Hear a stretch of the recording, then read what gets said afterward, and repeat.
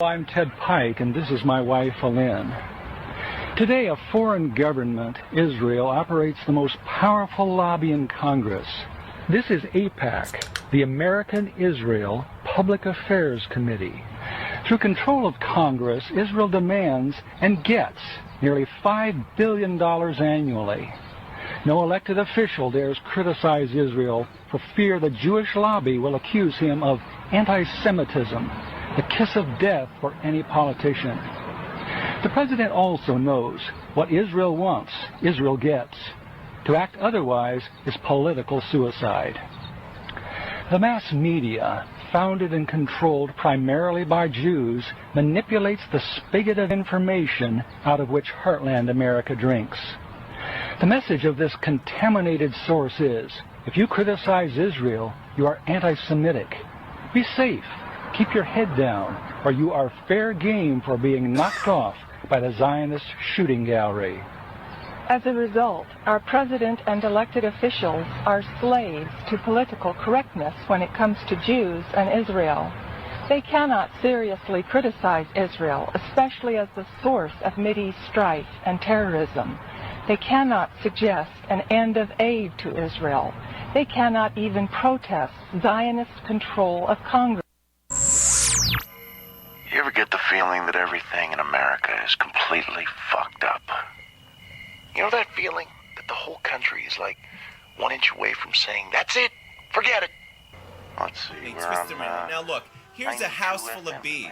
You think the honey badger cares? It doesn't give a shit. Listen, let's get one thing straight. Price is right. Guns don't kill people. I do.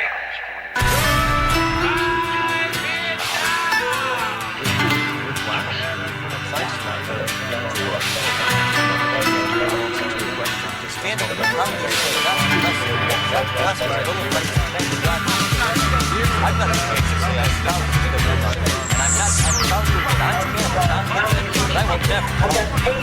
Under the blue moon I saw you.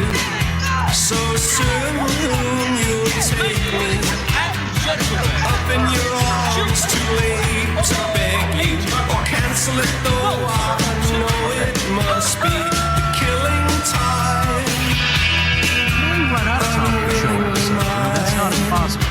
So check out Liberty Tree Fate up against your will, through the thick and thin.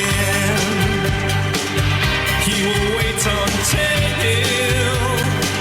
you give yourself to him. I love that song, but I don't know who it is. Echo and the Bunnymen. Oh, is that Echo and the Bunnymen? Yeah. Nice. That's from Donnie Darko, right? Right. That whole movie has the greatest soundtrack. I know. It's perfect for the movie. Yeah, very dark.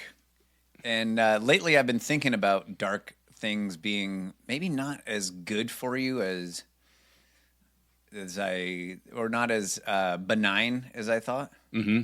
I don't know. Where do you fall in on that? I think about that all the time. We were hunting this morning, and I was actually thinking about that. You went hunting this morning? Mm-hmm. Oh. It's the Goose Opener. Nice. Yeah. Cool. Get anything? Nah, too foggy. Beautiful hunt, though. We went yesterday and today. The Goose Opener. The Goose Opener. That sounds like a shotgun brand. I was going to say there's a very dark Top Gun reference there. Dude, come on. Too soon. Too soon. Dude, you cannot... Remember when we were making those movies about the Tom Cochran's Life is a Highway, how like playing that song at the wrong time of a movie would be like, what's the worst movie you can think of? Yeah. And I made a few of those. Yeah. Like, do you remember? I can't remember what some of them was. There was like a ghost scene maybe. Yeah, the OG one was when Leonardo DiCaprio lets go or he slips into the ocean in Titanic. Yes.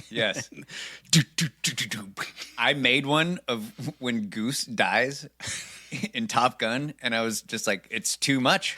No, I can't do it. I can't let the world see this. It's way too bad. Traumatize my son if you showed him that. It's like that movie is like it's like the Bible of America. Like you cannot desecrate Top Gun. It was our Gone with the Wind. But yeah, I've been thinking about that. Just like dark stuff. I love that movie Donnie Darko. But, goth things that are, like the Addams Family or, it's like they're fun and like Halloween, like it's very fun. It's fun to kind of just peer over the edge into that darkness. But I just wonder if that's maybe not healthy. I get the feeling he wouldn't enjoy Martyrs as much as we did. One of the greatest horror movies of all. You guys both love horror movies. I Yeah. mean, do you ever think about that? About how it affects you? Yeah. Well, I mean, for a certainty, the extent to which somebody allows themselves to get absorbed in anything could become a problem. I think I like to appreciate it on the artistic level. Yeah. Movies that make you feel a certain way, other than pissed off about how they're just shitty movies. I think that means that piece of art you're taking in is doing its job. There's like what's the one about the kids that all get Requiem for a Dream? Oh yeah, Right. So like that's brutal, and that feeling you're It's left an amazing with, movie though. It's an amazing So movie. good. It's tough to take in, and it makes a lot of people feel uncomfortable. I know people that probably couldn't even watch that movie because of it. Yeah, I watched that movie on a date once. And it was just like, I guess I'll see you later. After that. You're like counting down, maybe third base, second base. Totally.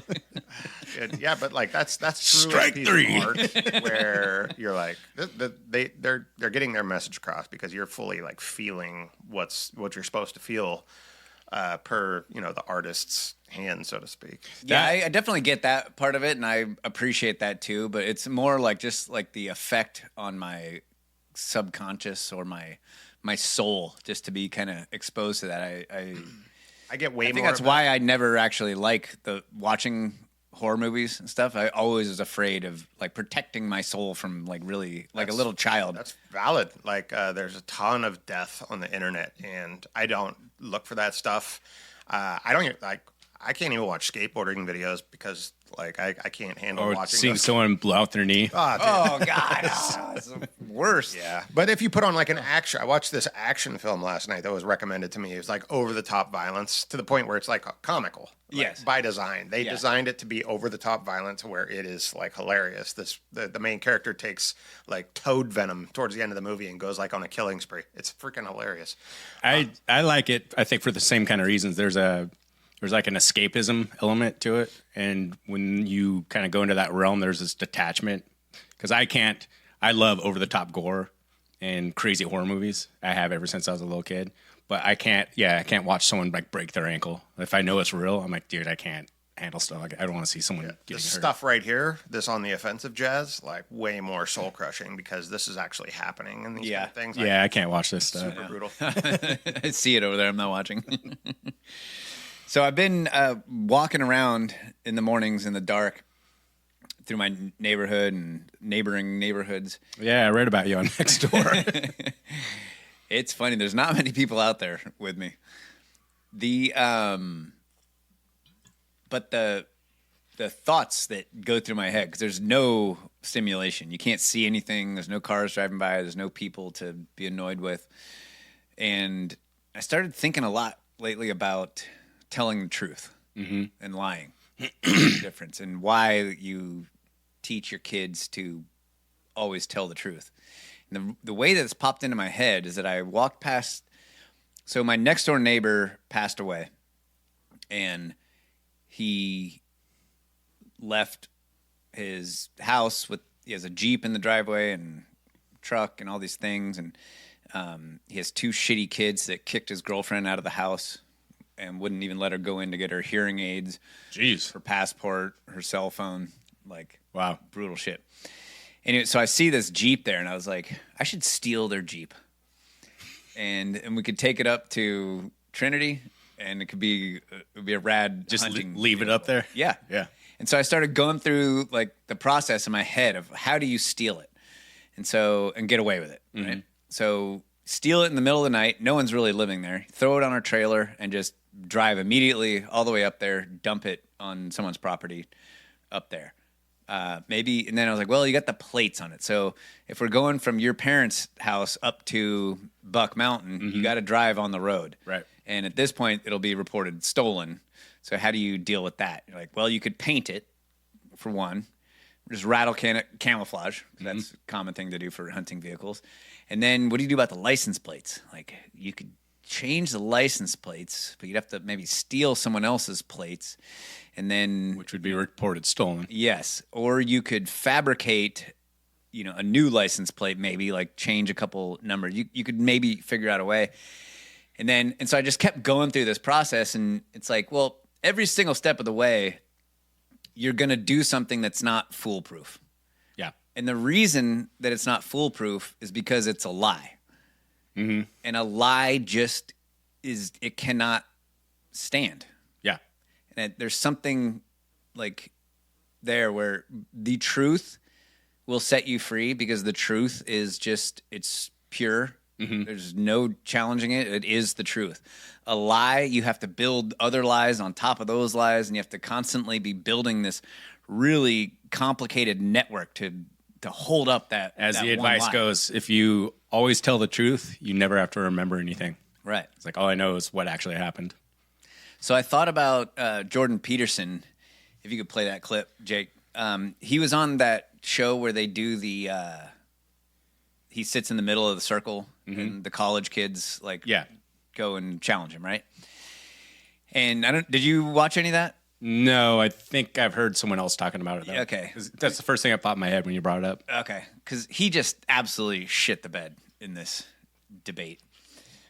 And this kid, how would you define belief? This kid challenges him right here on lying, on telling the truth. Belief, something you say. Can I explain? Like, I could believe it is the case that this pen exists, but if someone threatened my life, right, I would lie in order to be able to save my life, right? Like, I think you would do that too. You wouldn't lie to save your life. Don't be so sure. You wouldn't lie to save your life? How much do you know about me? I didn't lie to save my career. I didn't lie to save my clinical practice. Would you lie to save your children, your mom, your dad? I don't think lying would save them. No, can there ever be a circumstance logically that lying could save someone? Yeah, and if you're steeped in sin, you're likely to live in circumstances like that. I'll give you an example. If you're in Nazi Germany, and it is the case that there's Jewish people in your attic and you're trying to protect them, example. would you lie to the Nazis? I would have done everything I bloody well could, so I wouldn't be in that situation would you to lie? begin with. It's a hypothetical, and it's You not can't answer answerable. hypotheticals? No, I can't answer a hypothetical like What? that because Did it's you eat fun. today? You can't Don't answer a play hypothetical? Stop playing games. I'm just Yes, asking if you you ate are. it. I just told you Hypothetical? I would do everything that I could to make sure that I'm never in that situation. By the time you've got there, you've made so many mistakes that there's nothing you can do that isn't a sin. Being born in Nazi Germany and trying to protect people that you care about, there could be a Jewish friend that you have. He just completely avoids this question. I like Jordan Peterson. I think he does some amazing things, but I've heard this clip, and Yeah. it's like, he's not paddling with both oars here. So I think that all of us have a threshold where it's okay to lie. Like there's such a thing as a white lie. Now, for me, I feel like it's okay to lie to the government. Mm-hmm. No question. That's just a hard line for It's me. not okay. It's your duty. Yeah, I do feel like lying to the government is appropriate. However, or this scenario here, would you lie to save someone that you loved? And my answer obviously is yes. But I don't think that that's a very evolved place to be. I don't think Jesus would have lied to save anyone. None of us are that enlightened, but so I think we can cut ourselves a little bit of slack there. But I think that his teaching that the truth will actually set you free is true. That you should not lie under any circumstances. And Jesus didn't fear death. We do fear death. Jesus knows that if your family gets killed because you didn't lie to save them, that they're going to live in heaven eternally, and that's not something really to worry about. But none of us are really quite that enlightened, and so all of us, I think, would draw this line of the white lie. Mm-hmm. But it's a slippery slope. Yeah. And I think that what I strive for is to actually be honest all the time. I try to never ever tell a lie.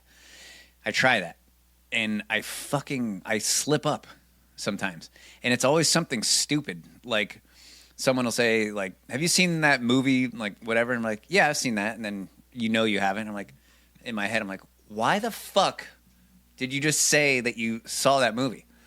Like, there's no good reason. If saying no, you haven't seen it is a perfectly good answer, but you just decided to lie right there that you've seen it. Like, what the fuck is wrong with you? Yeah. You know? And it just came out. Like, I didn't even mean to do that because I really do try, like, to never, ever, ever tell a lie. I think we do. I find myself doing that, but just because I'll be just having some nonsense conversation. Maybe they reference a movie. They're going, blah, blah, blah. And as a side, like, have you seen that? And I realize this person doesn't have the ability to tell a story. I'll go, yeah. Because you like, don't go on. oh, you haven't seen it? You got to see it because really, it's like, yeah. Just tell the fucking story. Yeah, and they'll like deviate from their story. I'm like, I just continue with their story. Like, so you just nod and say, yeah. What's the point of sitting around trying to justify lying, though? Like, what's this kid talking about? Why would you be on that end of the table on this type of discussion? Like, clearly everybody knows it's not good to lie. Trying to widget your way into a place where that may or may not be the case according to your own moral ethics. What's the point of that? Why is like from the kid's perspective? Yeah, like what? Because right before that, Jordan Peterson questioned him on define the word believe. Like, what do you mean believe? And the kid's like, well, do you think something is true? And he goes, well, that's a circular argument. And he's like, what? He's like, thinking something is true is a circular argument. And so then they got side railed into this argument about truth and what is truth. So it was he shit the bed on this so bad. It was got to be in a certain frame of mind to digest a lot of these conversations. I appreciate whatever. But I appreciate somebody coming down on one side of a line and being like, you know what, I'm going to be black and white in this particular case. And maybe Jordan Peterson's told lies. I mean, everybody's told a lie in their life, but there's nothing wrong with having the perspective of like, I know it's wrong, no matter what the case may be.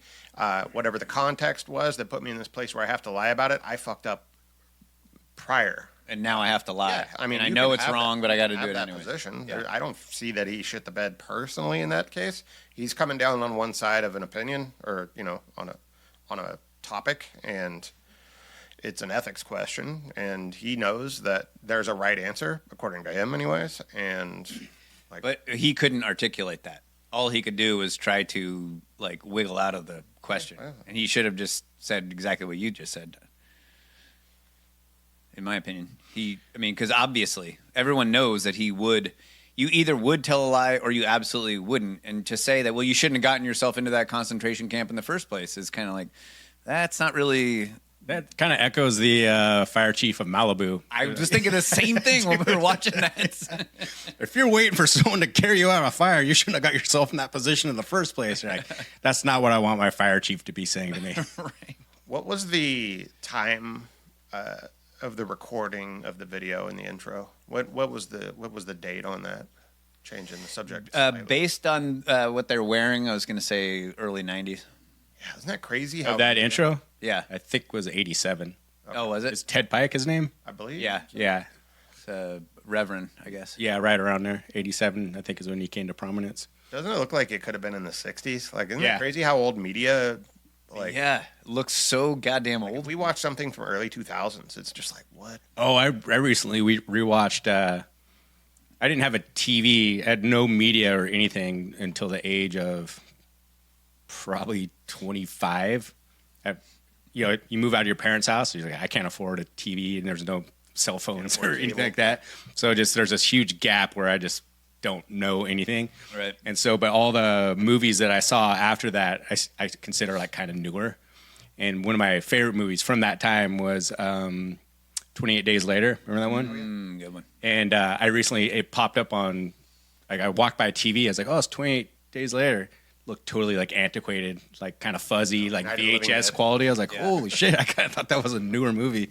Which, as an aside, the other night I was trying to kind of wind down. I was like doing stretches. Have you seen the sequel, 28 Years Later? Yeah. I didn't know there was one. I watched. Yeah. There's a third one now. Really? So yeah, go ahead, continue your story. Oh, sorry. But 28 Years Later is you wouldn't like it. No. It's pretty. It gets to like stranger and stranger and more darker. I've seen it. There's a third one that came out recently that I think 28 Centuries Later. What is it called? Just a black screen. 28. Is it 28 decades later?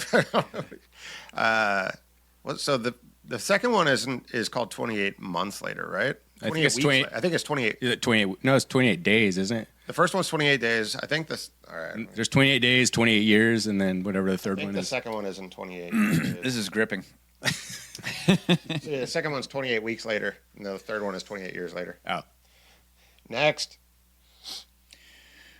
I got a funny little thing here to share with you. It's not funny. It's sad. Is this our You're gonna first entirely straight edge podcast? For you. Oh. I've done it before. Oh, that's right. Yeah. Because you were dying. Jake, will you pull up that Australian article that I sent you? So there's a newspaper in Australia called the Sydney Herald, I think. And they listen to this headline. Children are up to 2 years ahead. Calls to regulate billion-dollar private tutoring industry. So children are up to 2 years ahead in their studies. Right. And this is... Just like California. Except the opposite. Oh, gotcha. And because of this, there are calls to regulate the billion-dollar private tutoring industry. Of course. So it's just there's just something going wrong in the schools where all these uppity parents are tutoring their kids. Now these kids are 2 years ahead, and because of that, they're going to crack down, start regulating. They're actually doing that in the, who's that guy, Mamdani in New York? And Gavin Newsom's been trying to do that, and the teachers unions in California. They're trying to get rid of all the excellence programs. It's like all these students that are excelling, they're trying to get rid of those programs, which would lead you to a simple math of like, we need to, for equity, as in drag everyone down to the same level. Yeah. Which is the most... It's demonic. Yeah, it is. Here are these parents that the free market has just like wiggled its way out through a crack in the sidewalk in Australia, and people have taken it upon themselves to make their kids smarter. And what's the reaction of their government? Crack down. We cannot have that. And they come up with like the most ridiculous excuses, like it makes kids nervous because they don't know if their peers are studying the same things that they're studying. It's like, it's ridiculous. Yeah, don't worry about it, Jake. There wasn't much. That's why we need a war on nervousness. Yes, that's what we need to do. Crack down on nervousness.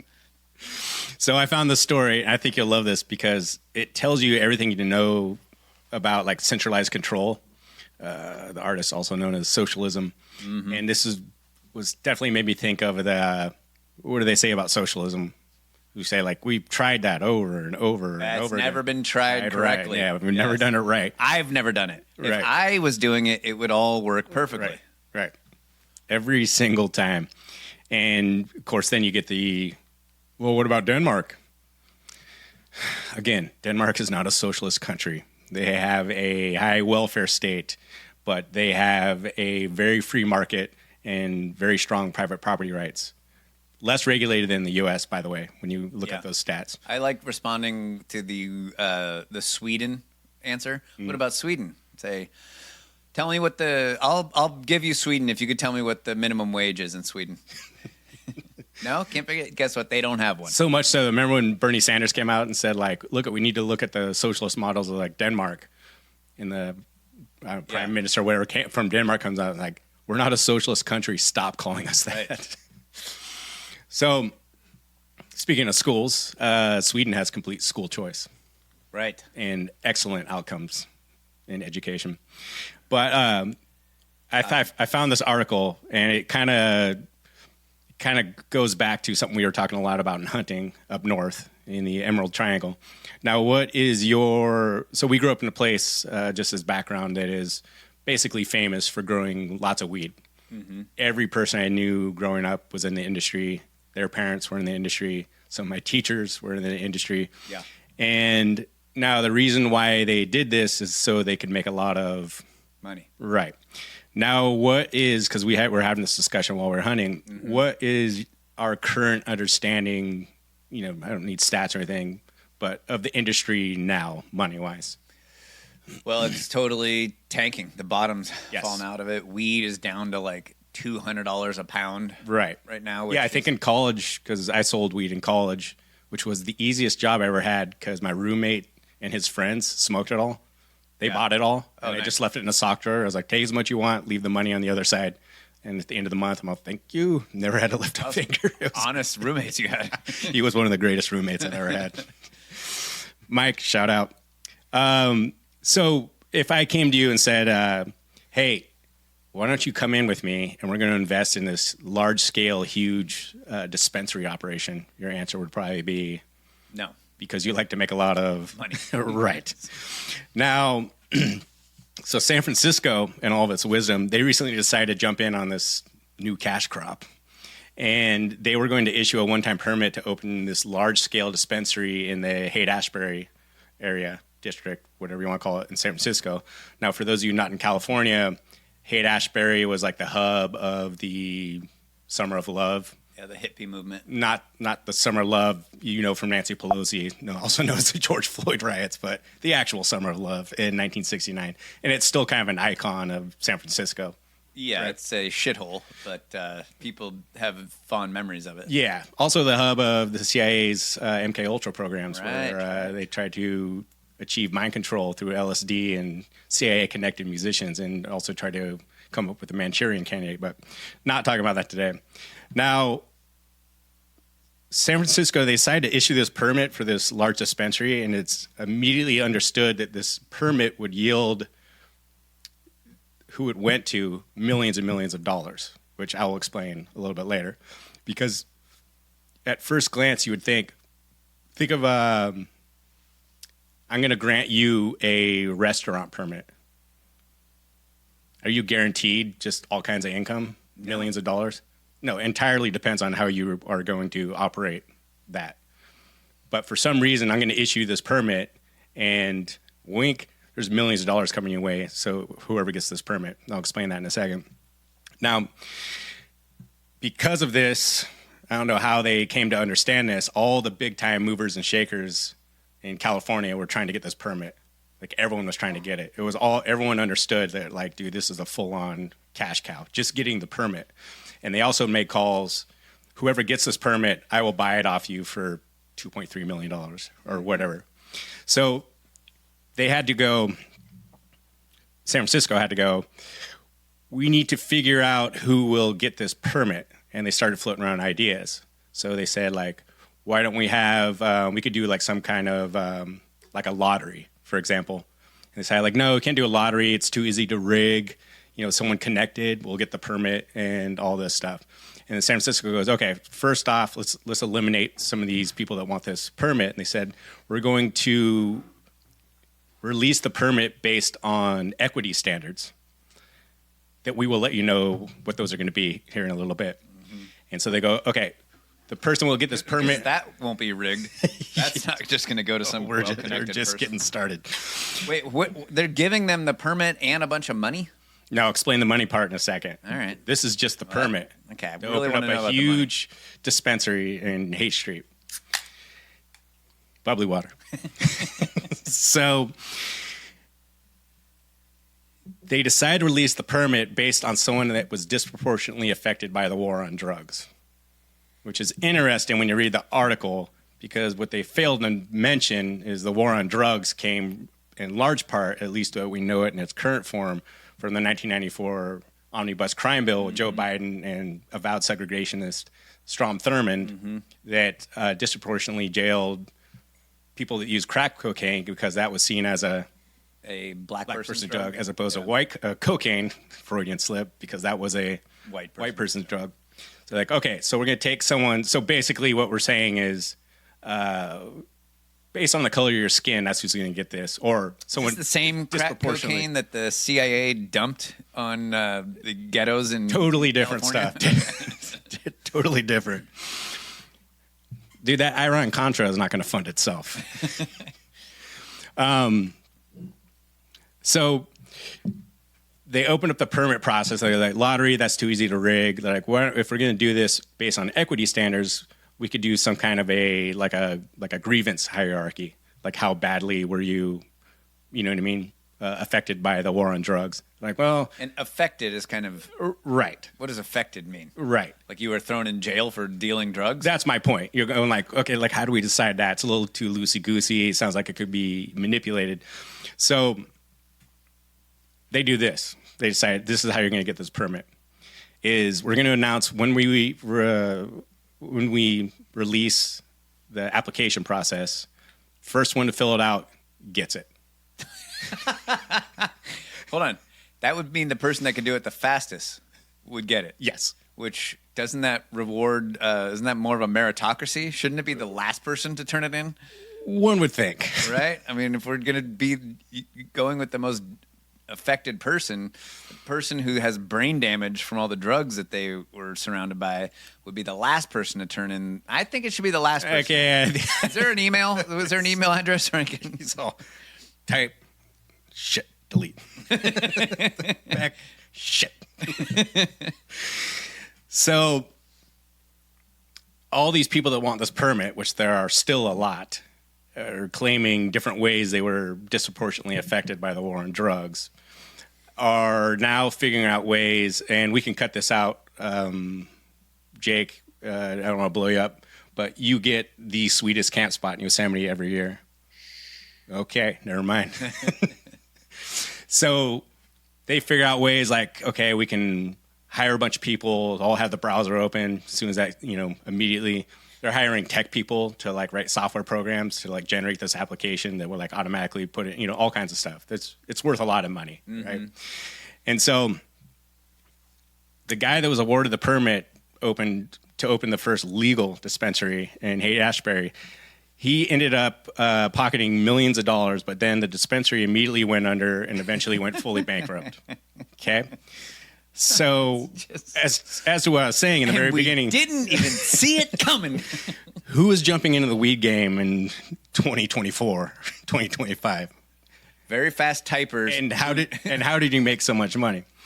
So the winner of the permit was announced, and he, total coincidence, was a childhood and lifelong friend of ex-mayor London Breed, who also was not disproportionately affected by the war on drugs, but same skin color as someone who might have been, so... Oh, really? Close enough. No history with the drug game or drug enforcement or anything. Yes. Really? And close childhood friend of London Breed. Oh, my God. Yes. But the point when I'm talking about central planning is... where did that money come from? Like, he made millions and millions of dollars. The dispensary immediately went under and went bankrupt because it was all subsidized by taxpayer money. So let's recap this whole thing. Think it's centralized planning. Yeah. Think of this Mondani guy who wants to have the same model for like grocery stores, have permits, government-run grocery stores, and the whole thing. This is how this happens every single time. They are going to open this permit. We're going to leave it open for anyone for this totally failing industry. Yes. That's not making any money whatsoever. We're going to hold a lottery, and using my finger quotes there, we're going to give it to the politically connected. He's going to run that business into the ground, take millions of dollars that came from the California taxpayer, and everyone goes like, what the fuck? And the state just shrugs and goes like, what are you going to do? We tried. Well, what did you try to do? Well, we tried to help people that were disaffected by the drug war. Yeah, but this guy wasn't. Well, he's black. Yeah, so you just came up with a way to get millions of dollars from taxpayers and give it to some black guy who happens to be connected to the government? Yeah. Okay. What do you want from us? Yes, that's what we tried to do. Moving on. Yeah. You guys are looking in the rearview mirror. We're looking through the windshield, and all I see is progress. Deadhead. No, you're right, though. That's exactly what happens every single time. Yeah. Because if you start a business and you don't actually have to try and make money, then you won't try and make money, and your business will fail. Especially if you don't lose anything when it fails. Mm-hmm. You lose nothing. It's not your money. Free permit, and you got a whole bunch of money. Yeah. Yeah. It's going to fail every time. You couldn't make it work. Even if you had like a good business person on the other end. The mechanism of just giving people free shit with no skin in the game and nothing to lose, it's never going to work. And the point is, it's the way that nepotism worked, the politically connected, all do fine. all of North Korea is starving. Bring up a picture of Kim Jong-il or whatever his name is. Not starving. Doesn't seem like it. Yeah. Wow, that's a really good example of why socialism sucks. Mm-hmm. Can we take a break? Absolutely. 35 minutes. Down in these bubbly water like beer. Careful. Man in the middle suit sitting on a loose booth waiting for the end to come. Leaving the leaf on top of the reef, heading on downtown. Walking straight in a long parade, every year on time. The island show is coming to you to make it all seem fine. Everyone, all the dogs and cats in their hair. Everyone, even old man Jim's there. Singing along through the main street to get here.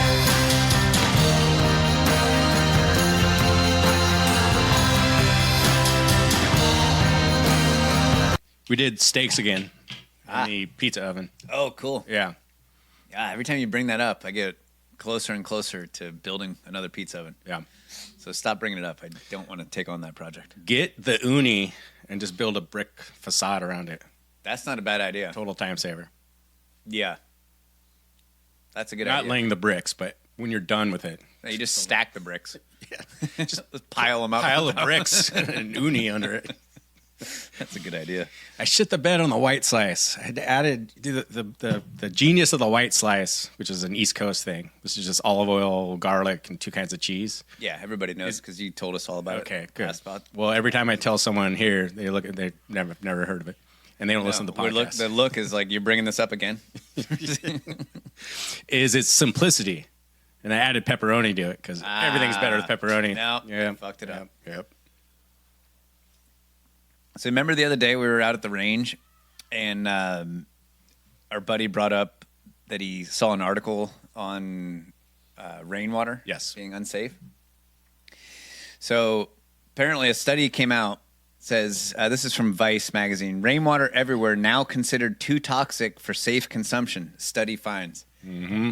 And I think everyone but you and I, reaction to that was like, oh, God, like, that's just fucking, our environment's so polluted, just toxins everywhere. It's just, what's next? Like, everything's poisoning us. And our reaction was, right. Uh-huh. So why don't you explain why we had that reaction? It's a kind of a combination of several things, but a lot of it is they are the new, so let's just take the WEF, is they all of a sudden are chirp on climate change and very vocal on rainwater at the same time, which a lot of these tech oligarchs are part of the WEF, or at least you see them at these meetings in Davos. They have this massive need for as much water as possible for their data cooling centers to run the AI programs that are going to replace you probably in the next 8 to 10 months. And we played that clip from the WEF where that guy was describing how, yes, water is a right, but only as much water as you need to survive. No, only as much as that we tell you that you need to survive. Well, as much as you need to actually drink. Yeah. To keep your body functioning. Right. That much water is a right. Everyone knows that. God said that in the Bible, that much water is your right. That's how rights work. But everything beyond that is not yours. That belongs to us. That's how rights work. Some guy with one fucked up black eye in Switzerland is going to inform you how much fucking, not a black eye as a bruise, but an actual eyeball that's black. Oh, does he? Yeah, that's a Swiss guy. Really? He briefly took over for Klaus Schwab for the WEF. Or he might still be the interim. He was that Swiss guy. He was the guy that was talking about the water stuff. I thought the person that took over was someone that we knew, like Jamie Dimon. Or it wasn't Jamie Dimon. No. That's him. Oh, really? Yeah. Come on. Austrian, not Swiss. Look at that. He has a fucking Terminator eye. Dude, same thing as Klaus Schwab. Like, dude, I get it that you are the evil genius. Like, do you have to wear the leather trench coat too? Same guy. Like, Yeah. You couldn't find a guy without a robotic eye. This comment right here says, same moral compass as the T-1000. Totally. Exactly. He was like, God, you guys, my eye's fucked up. I could go with the eye patch. And they're like, ooh, eye patch. Let's see your eye. Like, oh, no. That's way worse. Yeah, go with that. So, anyways, they've decided that we only need so much water, and the rest of it should be is public good. It belongs to everyone, which means it belongs to the elites. A the leaders. public-private partnership, if you will. And so this article comes out where rainwater is now unsafe to drink, meaning maybe you shouldn't be collecting it in giant tanks on your property or using it to water your garden. Remember when those farmers in Maine took the sludge that the city gave them for free fertilizer, and they came back 10 years later and said, their soil was contaminated? You have forever chemicals in your soil. We're going to take your land. They literally just took their land. Yeah. That's what this article says to me. Yeah. That's what they're doing. They're saying you can't drink the rainwater anymore because it's toxic. They say that at first. Don't go outside and open your mouth. Next thing you know, they're going to be saying, it's not safe really for you to even handle it. And you definitely can't store it. So we're going to make it illegal for anyone to store their own rainwater. They did that in the late 80s, early 90s in South America. Nestle claimed that they owned the water and made rainwater catchment, I think, in like Uruguay and a couple other South American countries. They said, like, no, you're not. We own that water. That's right. It's Nestle. We're gonna. Yeah, Nestle. We're gonna. Isn't the WEF guy with the black eye? Didn't he come from Nestle? Yes. Right. I think he was. That's the what I ex-CEO. was thinking of. Yeah. That's why I thought we knew him. Yeah. I believe in the state of Washington, it's illegal to capture your own rainwater already. I think it's illegal in more places than that, actually. I just ran this through Grok, and why is collecting rainwater illegal? It's not universally illegal. Let me ask it where in the United States it's illegal, primarily in the western United States where water is sacred. Prior appropriation. In the western U.S., water is governed by prior appropriation, a system dating back to the 19th century gold rush era. This means water rights are allocated based on who first claimed and used it for beneficial purposes. So that's like when it is flowing on the ground, but water falling out Like of the diverting sky. water out of a river. Yeah, exactly. Like for your giant grow operation in Humboldt, for example. Right.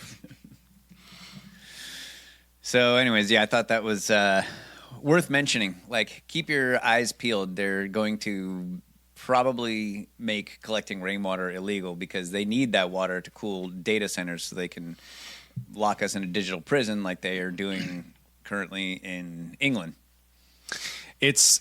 We'll get into this a little bit, but it's kind of fascinating to me to watch how this propaganda works and how if you weren't immersed in the zeitgeist of the cathedral, for lack of a better word, and weren't constantly lapping up, with the guy in the box is telling you that you're supposed to believe.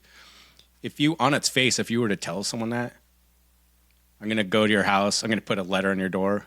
Hey, that barrel that you have in your backyard collecting water from your gutters, that's illegal. And you didn't really pay attention to shit. You'd be flabbergasted. You'd be so confused. You're like, what? Right. Like, how do we even get there?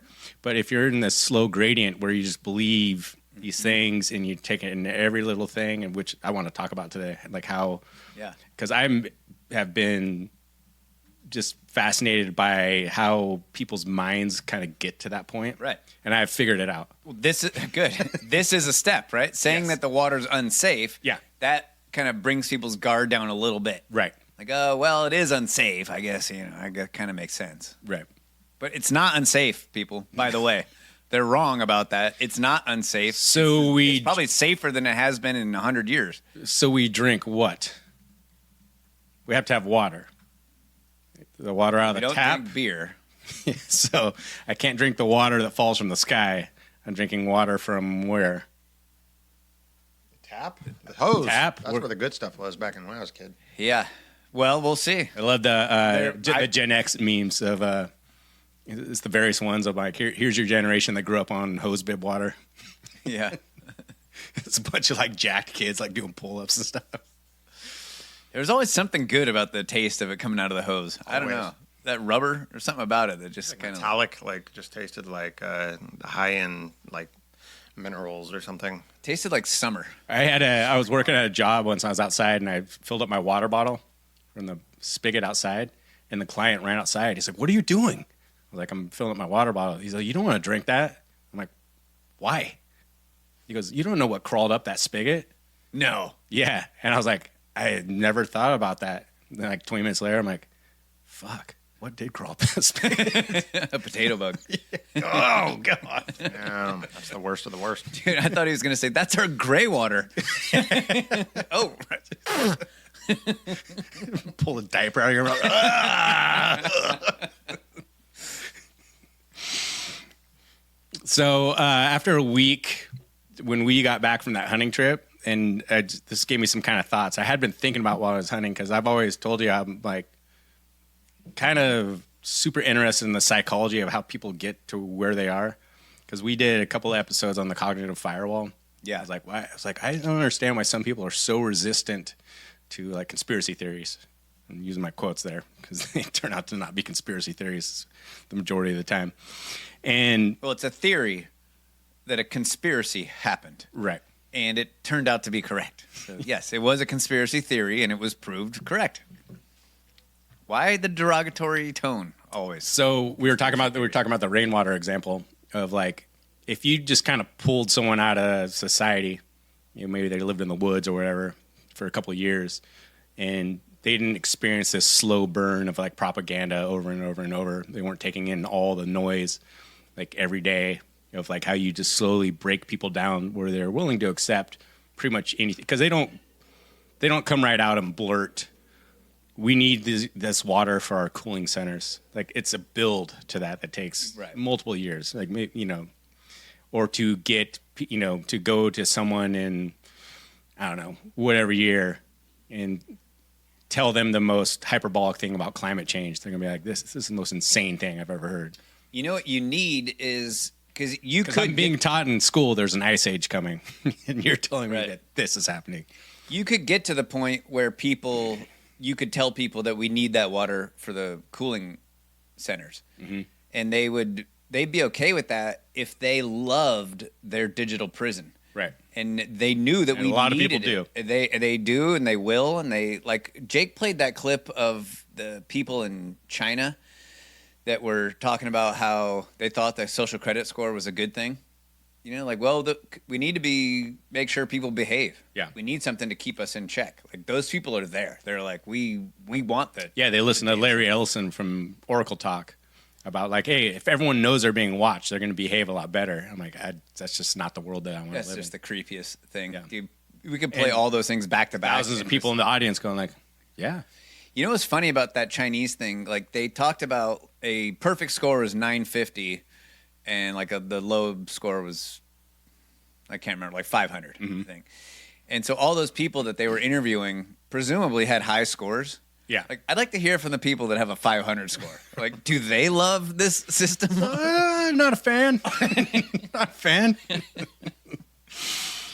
So there's that, like a discombobulation of like taking a break from everything. Because we check out all the bullshit for this podcast, and we just find kind of ridiculous things that people are saying and make jokes about it.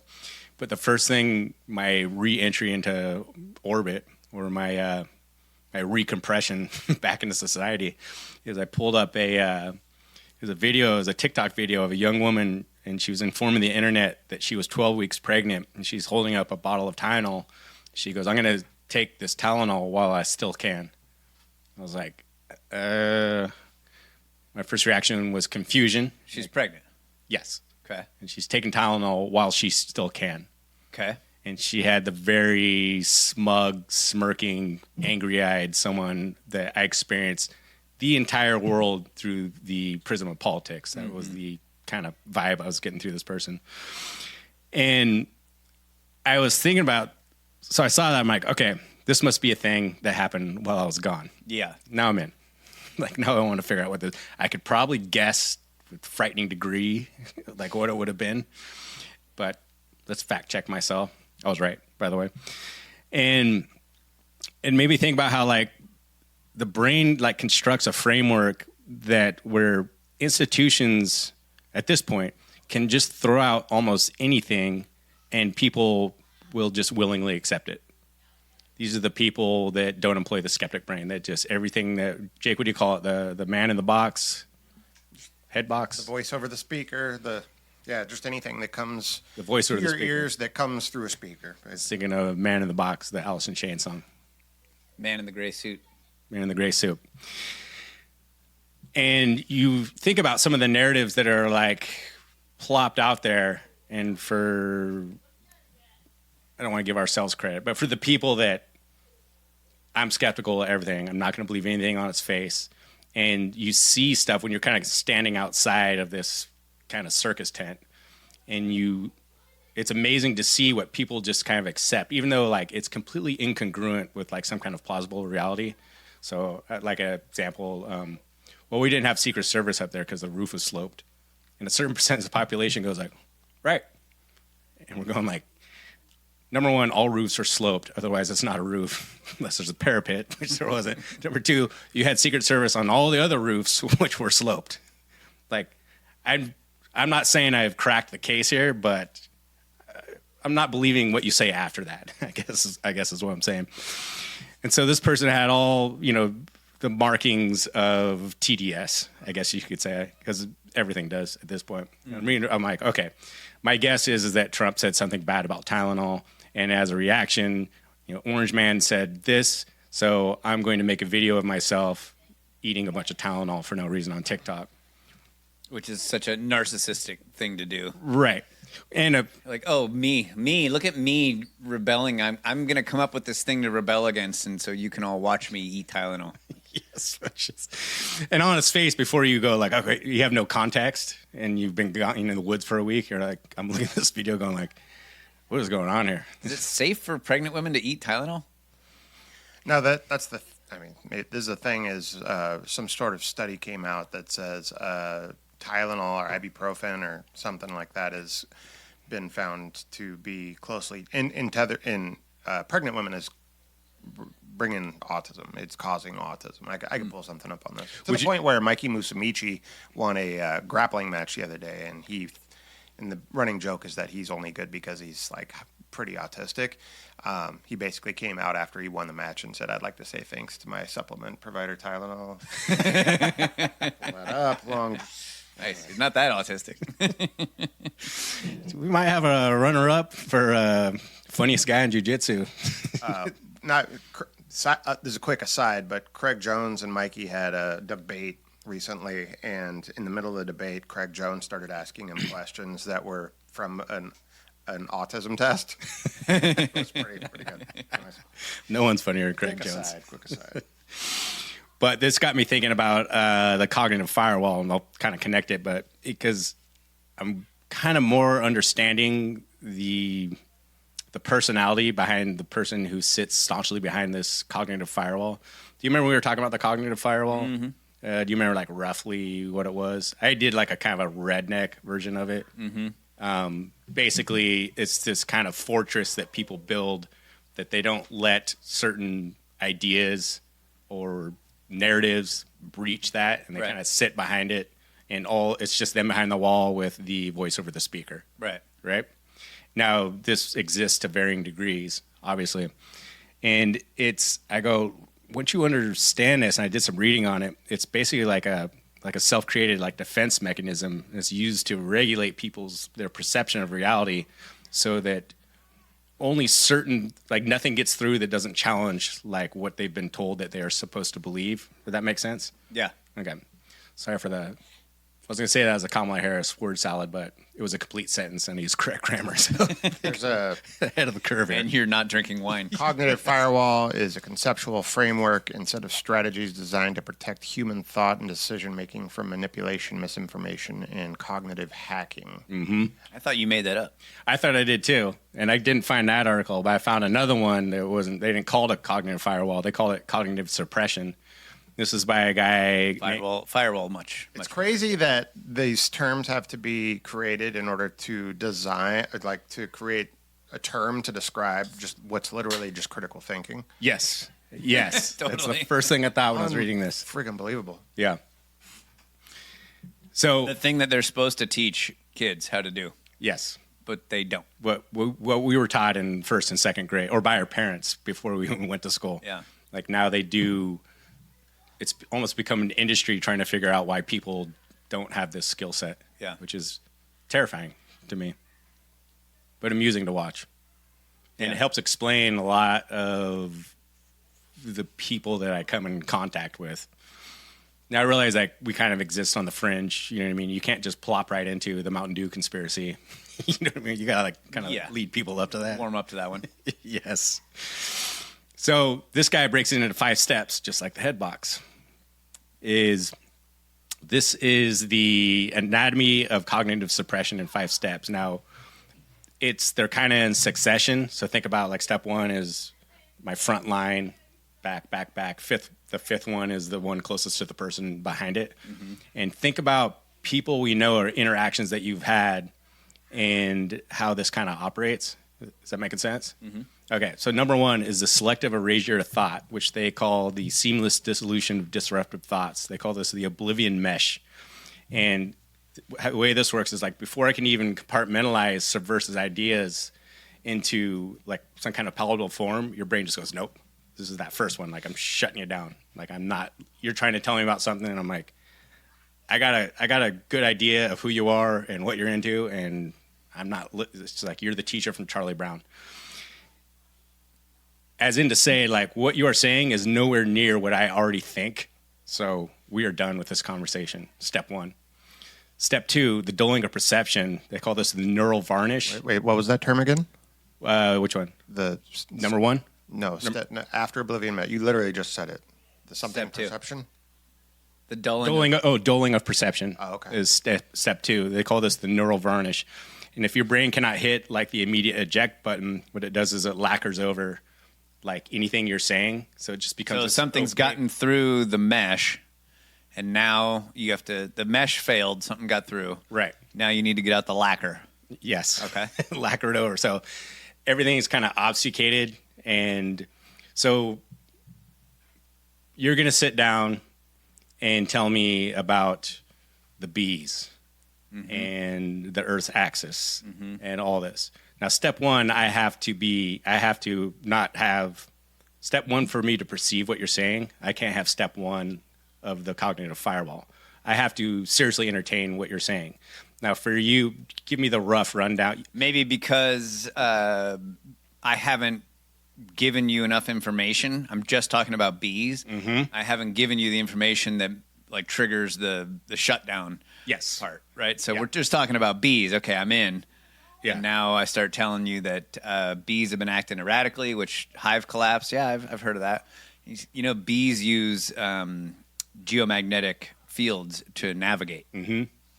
And the poles might be shifting, which could cause just havoc on Earth. Right. And maybe even bring about a new ice age. What you can't do if I'm an NPC is sit down in front of me and go like, the bees are telling us another ice age is coming. I'm going to be like, yeah, I was trying to get to the point. There's a point there where it just all kind of shuts down again. But I also have to be receptive. You're going to start out with the bees, and I have to give you due diligence in retaining what you're saying, and you're going to I have to compartmentalize what you're saying in my brain. Like, okay, there's the bees, there's the erratic behavior, there's the geolocation mechanism for which they move around, there's the tilt of the Earth's axis, you know what I mean? Even if I agree with you or not, like for me to take you seriously, I can't just lacquer over everything and go like, okay, this is like, I'm not going to take the time to like itemize this in my mind and even give this like serious thought. Yeah. Number 3, reshaping a mental architecture. This is like restructuring one's cognitive framework. So I love this one. So old ideas seem like antiquated or no longer kind of relevant. And these are things that we knew to be true in the past or that we believed to be true in the past, and they're no longer relevant because the narrative has changed. So therefore, what's objective truth actually has to change. And we see this quite a bit. So like the thing that I thought about is the people in my life that were very skeptical of pharmaceutical companies 7-8 years ago, which is no longer a thing. Right. That was kind of, is that making sense? Okay. Yeah. Yeah. It's like the narrative has shifted, and so in their mind, all of a sudden Pfizer's looking out for my best intentions. Number 4, the simulation of discourse. Everyone's guilty of this. So this would be the echo fog or the feedback loop, which I think we've called before. So this would be people, if you and I held a podcast about the conclusion of our discussion has already been established, and we're going to go through the motions of debating it, I'm using my finger quotes there, as kind of an empty intellectual exercise it's basically like a mock conversation almost. Yeah. So if you and I sat down, like, let's have a long talk about whether 30-round mags should be legal in California. The answer is yes. Right. And we're going to have this discussion, which is kind of an empty gesture at that point. I was thinking of another example at our old local, in our old neighborhood, of the people, that feedback loop. I've seen this in real life. One specific example, these 2 women sat down and one of them made a comment about Trump, and the other one's like, oh yeah, totally. And they went back and forth, and it kept getting more insane and hyperbolic because there's 2 people who totally agreed with each other. There was no dissenting kind of voice at all. And I watched them become louder and more insane. Yeah. And so at the feedback end, loop, you're getting feedback. He's literally Hitler. You know what I mean? And they're just yelling. And I just kind of was doing a little eavesdropping of my head like this, just like, I'm just going to listen to this. And like, after 5-7 minutes, I'm like, man, they're in full on cuckoo town. It's just wild. That's the simulation of discourse. Number 5, when we talked about this on the last episode, is the slow accumulation of cognitive debris, which I think this ties into anti-mimetic behavior, which I believe hunting to be the epitome of we don't have anything. It's like I'm listening to the wind and animals, and I'm hiking for 6-7 hours. Hunting's the easiest place to do it. Yes. You try doing it. Your morning walks. Yeah, that's also an easy place. Yeah.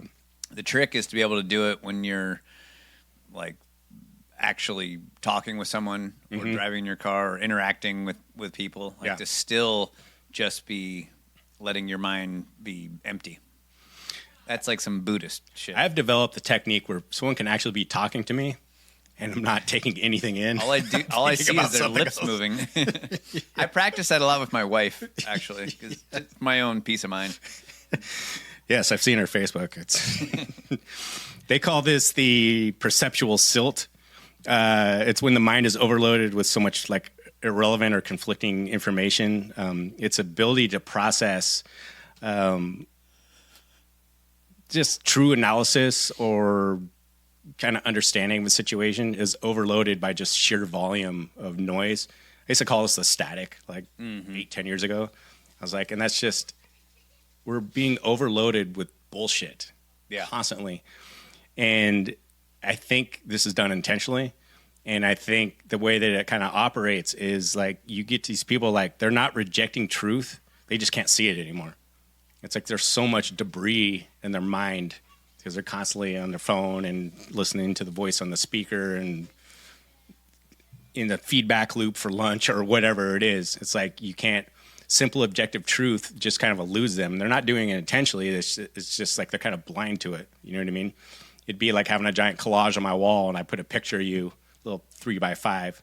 Like, where's the picture of you? You're like, I don't know. It's going to take me an hour and a half to find it. There's literally 1,000 pictures on this wall. Mm-hmm. So remember when we talked about Matthias Desmet and his work on mass formation psychosis? Yeah. This was within the context of COVID. And one of the components of that was the irrational, like ritualistic behavior. So we were talking about in the framework of COVID, we were kind of talking about, I think we were poking fun at people driving around in their car with their mask on. That's useless ritualistic behavior. Yes. You can see, just walk out your front door, common sense. You're like, that makes no sense. That's irrational to do that. Now, there might be other reasons, political, signaling to the tribe or whatever. Now, we were remarking when we would see this, what was this, 2-3 years ago, something like that, is it's amusing to watch the behavior of like what appears to be like a superstitious native, you know what I mean, with doing this useless ritual. But then it went up a step where like it goes up because they're looking at us going like, why aren't you guys doing this? which is kind of mind-boggling to think about. Why aren't you doing this useless ritual like me and everyone that I know? It's kind of comical. And what you're trying to do is what we were trying to do is kind of reverse engineer this like cognitive dissonance that we're seeing like in front of us. And then all this came to me when I came back from the mountains, because with no technology, and the only technology we used was like a GPS map, and you go from that straight back into the frying pan. It makes me think like how much, like, would I have missed this before? Because there's just so much fucking insanity going around me at all times. Like I just go like, that's just like what we do. It's like that break, that anti-mimetic behavior of like a solid week or whatever. Like, I think that, I don't know how, let me know where you land on this. Like I was more keen to notice things that I don't think I would have noticed before, or like realize, like if I would have seen the Tylenol video, I'd be like, that's just, people are idiots. But I took it totally like not seriously, but I'm like, there's something going on here, and it's fucking crazy interesting. Yeah, I mean, I guess your perspective might have been a little bit different on it, but you're usually pretty on it with that kind of stuff. I think that the way that you were noticing it, like the way that it hit you, is probably different, but probably upped a couple degrees. Yeah, and it may have been drowned out had you not been kind of empty-minded. Yeah, when you that just happened to be the first thing that I saw. Yeah, and man, I just went kind of running with it for sure. Where are you with this stuff, Jake? Initial feeling is that it sucks that we have to put all these terms together to describe the process of a human being capable of weighing information to determine whether or not they sort of reify it. Does this conversation have its origin in going back to the Jordan Peterson thing a little bit, like believing versus knowing something? They talked about that a little bit in that lying video. Like, people are quick to take information that they hear from just about anywhere and graduate it to something that they know or to be as true without weighing it. And you just ran down a list of terms used to describe the conceptual mechanisms that supposedly exist inside a functioning human mind to be able to process whether or not something is true or not. It just seems sad a little bit that misinformation and just flat out lying to people has become so prominent and prevalent, where people's entire ideologies, personalities, the way they live their lives are influenced by perceived like issues. Looking at I'll just say systematic racism is a big topic people can argue about, and some people are just flat out staunchly rooted in the position that they are in a systematically racist society, and they've probably never really experienced anything like that in their life. They just know that it's a ubiquitous issue that affects everybody and everything. They don't have any mental guardrails in place to allow themselves from being pulled into a mental sand trap of, this is the way society is, and it's a big problem. It's just, all these terms are invented to describe all of the mechanisms that are supposed to take place inside of someone's brain to prevent them from believing lies. It's cool that they exist, but it's a little sad that they have to, I guess, in my opinion. Yeah, the magicians that are pulling these tricks are very talented also. So, the people who maybe lack critical thinking skills, they're being tricked by very, very good tricks. Mm-hmm. Like really talented people that are pulling this shit off. That's that whole thing. Like, look over here, and you're distracted while you don't actually see, like the gorilla thing that we showed, the counting the basketballs. Right. Like, Doug saw the gorilla, by the way. Oh, really? Nice. I just get a text next day. I saw the gorilla. So there's, the people are up against a very, very talented adversary who is trying to distract them. Dude, we gotta make a Liberty t-shirt that says, "See the gorilla." Yes, totally. I was thinking about this, the story that Dr. Judy Wood told. She's that lady that was talking about the directed energy mechanisms. And she was saying that the pilot that flew the first jet engine, they had these jet-powered aircraft like towards the end of World War II. And the story goes that this guy was sitting around with the other pilots drinking one night, and he was bragging to them about the jet. Yeah.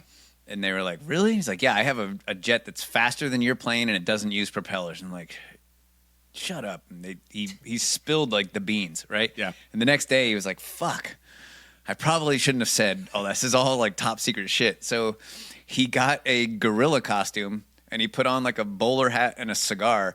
And the next day he flew up in the air next to those guys and was just like, and he looked at him and he like tipped his hat to him and then flew away. And then he met up with those guys later. He's like, did you guys hear that there was an escaped gorilla from the zoo? And they were like, don't know nothing about that. Because they realized that they couldn't, they didn't want to seem crazy. Yeah. Right? They're like, I'm not talking about any of this shit. Right. You know, I have to keep this stuff like bottled up and I have to ignore what I saw with my own eyes because I will look crazy if I actually put this out there. So people will willfully like suppress that what they've seen, that they know in their heart to be true. They will suppress it in order to maintain this kind of equilibrium in what they deem to be like polite interactions with people. Not a fan of psyops. I like that one. Well done, sir. Got to have some fun with it. Yeah, absolutely. He was covering his own ass. So let me know if I'm crazy for making this connection, but I was thinking of step 3 of that cognitive suppression model by Mark Davey, which is reshaping of mental architecture. And that is to, I think the way the propaganda works, at least to some extent, is it has to operate on wiping the hard drive clean of like the collective every once in a while in order to get the new thing to kind of take hold. That kind of makes sense. How would you do that? Like with a really big enter people like Edward Bernays explosion or major attack on the city? Exactly. Completely change people's paradigms. So much so that they have to, what they believe to be objective truth in the past gets distorted or manipulated or completely changed in order to support like what the new narrative is. So I ended up doing, so we were talking about Tylenol, right? And this lady's like munching down Tylenol as some form of political correctness kind of litmus test that she made up in her own head. And did you guys follow Tylenol Gate? I think it only lasted a week. No, we're on nothing about it. We're on to something else now. Yeah. As Jake said, it's RFK and Trump came out and said that they're finding at least some sort of correlation between pregnant mothers taking Tylenol and a link to possibly autism. So I started going through the history of Tylenol. Do you know who Tylenol is owned by? No. Johnson & Johnson. Okay. Johnson & Johnson was known as the baby company going back to 1894. Any guess as to why they're called the baby company? Baby powder. Baby powder. And enter people like Edward Bernays. Now they convinced all these new mothers that they needed to shower their baby with baby powder. And they made a fortune off this because the propaganda worked to such an extent that everyone's like, if you're not using baby powder, you're basically abusing your child, more or less. Which is that just before we get into the other stuff, it was kind of interesting because we have this thing. I'm like, I just stopped and I was reading about the history of this and I go, it's interesting that propaganda can be so powerful that we have this completely natural process given to us by God, uninterrupted for thousands of years probably. Yeah. And someone comes in, a corporation comes in and goes like, no. You guys got it all wrong. That was the whole push of better living through science. Like natural processes are not nearly as good as what we can do now with we science. Created in a lab. Yeah. I mean, that started, a long time ago with getting people to just not trust natural processes anymore. Yes. Don't drink the rainwater that's falling out of the sky. Exactly. And so for the people that go like, well, so what? They use propaganda and they trick people into buying this product and they made a fortune or whatever, like no harm, no foul. You're like, fair enough. until we see that baby powder was up to 3% asbestos that causes cancer. And the reason why we know it causes cancer is because Johnson & Johnson ran studies and they injected asbestos into black prisoners who all got cancer. And their conclusion was like, yeah, if you give them straight asbestos, they'll die, but we're only 3%. A little bit on the skin. Yes. Baby's skin is known to be very tough and resistant to things, so I think it's okay. And so now we have like TDS writ large, whether this, because Orange Man said something bad about Tylenol. Now we have this week's mass formation psychosis, useless ritual of this lady making TikTok videos. It's not just her. There's a bunch of these videos of people like, I'm with it, Tylenol. Johnson & Johnson. I'm with Johnson & Johnson. Okay, fair enough. And so you start looking in the history of Johnson & Johnson. So they're doing more studies, and they find out that Tylenol causes liver failure. These studies go all the way back to 1958. They knew that taking Tylenol, I've known people that have had from taking either ibuprofen or Tylenol on a regular basis that had some kind of organ failure, which is really sad. Ibuprofen is not good for your kidneys, and Tylenol is not good for your acetaminophen. It's not good for your. So Johnson & Johnson. So what's funny about when you read some of these studies, which we'll get into, all medical studies, like for example, remember all the studies coming about COVID, like in PubMed and stuff like that. Mm-hmm. Up to 40% of those peer-reviewed journals were financed by the pharmaceutical companies. It's same thing as like your climate studies, is they go like, look, we're going in big on climate change. We're going to fund a study. I need you to tell us if Miami will be underwater in 20 years or 25. Like, go. Like, these are the parameters for which your report will land. Peer review is a joke. Yes. It's just people that you review my article, I'll review your article. People get paid to do peer review. It's not like this like holy grail like of a consensus filter for the educated. Yeah. Yeah, totally. Indoctrinated, but yeah. Well, educated. So when the studies from Johnson & Johnson came out, this is going all the way back to 1958. They came out that said like, oh, our product causes liver failure. You know what their response was? Mm-mm. Extra strength Tylenol, 500 milligrams. We got a new product for you guys.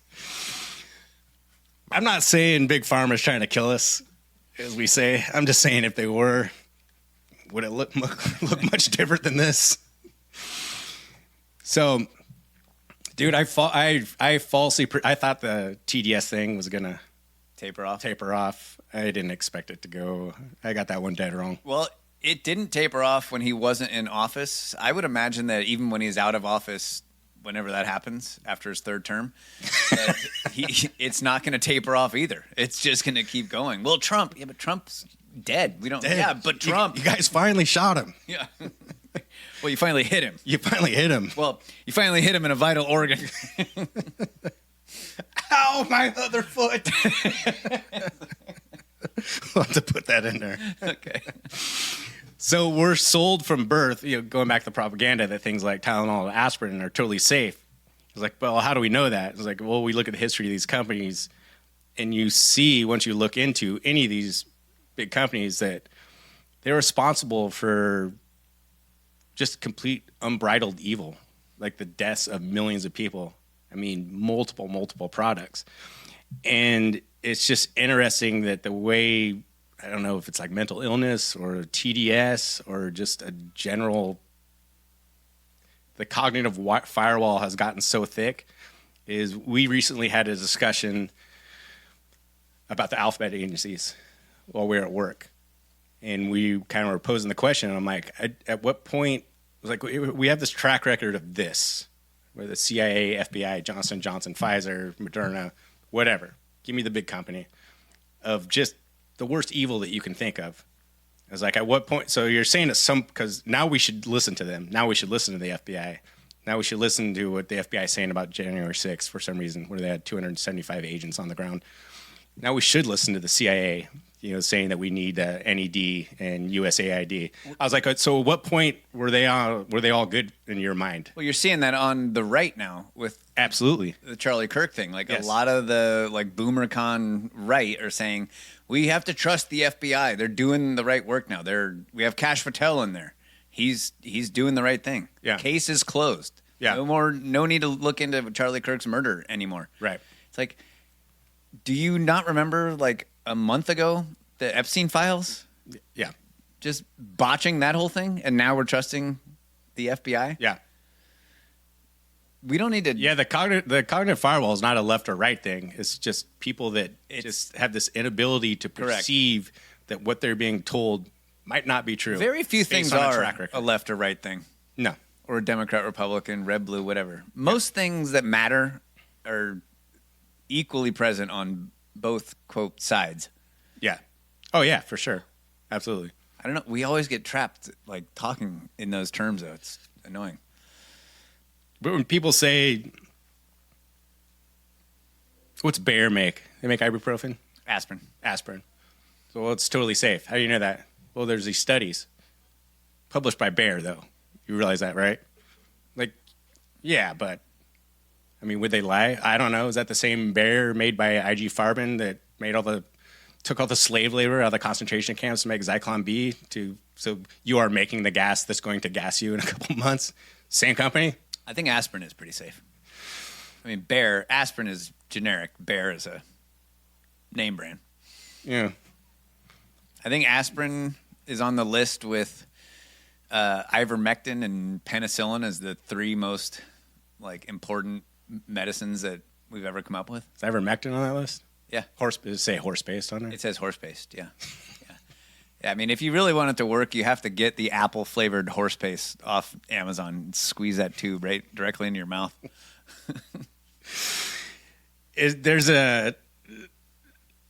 Have you guys already looked at the revolving door model between all like pharmaceutical companies and then the FDA and the NIH and the CDC? Mm-hmm. Have you ever seen those charts? Yeah. It's amazing. And like that's how these things kind of work is a lot of times these companies make a product for which there isn't a demand, but then they'll create a demand. Like this is big for, what do they call it in your head? Brain cancer. No. Hair loss. No. Something wrong with my head. I have earworm. I have ADD or ADHD or bipolar or whatever. And then we're all at the commercials of like, do you feel fatigued in the afternoon at work? It's like, who the fuck doesn't? Like, you may need blah, and they'll give blah, and then it finds out that blah causes this, and nothing happens because they're like, thank God our CEO is now running the FDA. Like, we're off the hook on this thing. Mm-hmm. It's the same model like over and over. So I was looking at, I just picked like one. So have you guys heard of a drug called Procrit? No. Procrit was originally created to boost red blood cells for people that were on dialysis. It would not take them off dialysis, but lengthen the duration between treatments, right? Now, it was quickly found out that it didn't do that. And at the same time, Johnson & Johnson went like, this is a very limited kind of market that we're going for. Only so many people are on dialysis. Like, what's for a dark pun, a growth industry? Cancer. He's like, and so they rebranded the exact same product that was made to stimulate red blood cell growth for people on dialysis, took the same pill and said, like, this is for people that are going through chemotherapy. This became at that time, the most profitable product that Johnson & Johnson ever had. And then you look into why that was, is they were selling that for roughly $1,000 a dose for people already on chemotherapy. So they already had some kind of tumor or cancer or whatever. It didn't do anything. It was basically, if you're correct, they were taking aspirin. And they bribed oncologists. They said, like, look, it's $1,000 a dose. We'll cut you guys in on 1/3 of the profit for every time that you prescribe this for someone that's on chemotherapy. Now, at that time, the oncologist's average salary went from $300,000 to $600,000 a year because they were getting kickbacks to do this. At the same time, Johnson & Johnson discovered that not only did it not do anything, but it was stimulating tumor growth in people that already had cancer. Right. And so much so that they called it Miracle Grow for tumors. Not Johnson & Johnson, I'm guessing. Not Johnson & Johnson. We're looking back, right? We're looking back on Procrit. And so just think about that for a second. Like, take a break. Is someone, adults, educated adults, successful adults, are sitting in a boardroom. They, first step, come up with a product that doesn't do anything for which it's sold. They make a bunch of money. They think, we're not making enough money. I was like, what if we give it to these people? Way more people have cancer than are on dialysis. Fair enough. That's evil.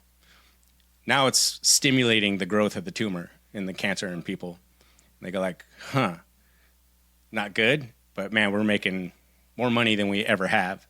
So much so that oncologists kind of catch on. Like, we'll just give the oncologist money. Think about, like, you're going to take one of the most susceptible populations in the world, people in chemotherapy because they have cancer. You're going to knowingly give them something that's going to accelerate that disease for profit. And this made me, when I was reading through this makes me think of how that cognitive suppression works. I understand it now. I don't bring this to like make fun of people or poke fun at them for just kind of sitting behind this like wall of oblivion. Like, I'm not letting this information get me. Like, I understand the psychology.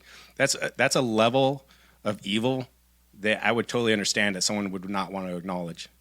Yeah.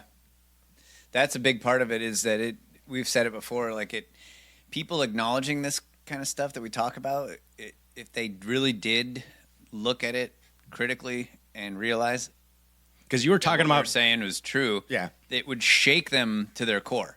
They would have to reconsider their entire existence. Their entire foundation would have to be rebuilt.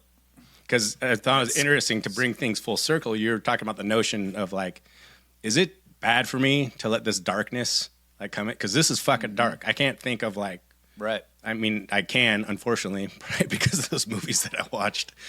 But it's like, do I want this rattling around my head? I personally want to know about this stuff, because I feel that it is useful when I want to know the history of this company, because when they come out with something under Operation Warp Speed and go like, inject this, I'm like, fuck no.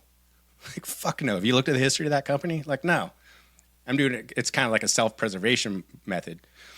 But I understand the psychology of someone like, I don't want this stuff in my mind. Yeah, but in order to maintain that, you have to do weird shit like reinforce your own belief by taking Tylenol while you're pregnant to just show like, look, I totally don't believe anything those guys say. I think it's fantastic. You could be potentially harming yourself. You probably are. Yes. The mental illness goes up in levels. Yes. Well, I don't think people need to dwell on it the way that we do, because we dwell on it for fun, the purpose of like being able to talk about it intelligently. All people really need to do is just keep listening to the Liberty Tree podcast, man. For good times.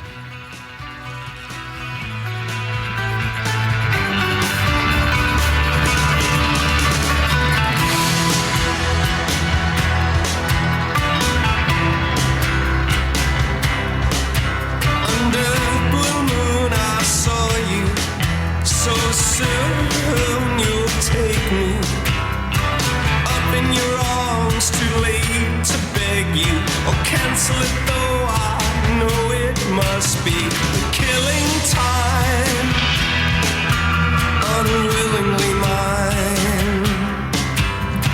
Fate up against your will, through the thick and thin. He will wait until you give yourself to him. Fate up against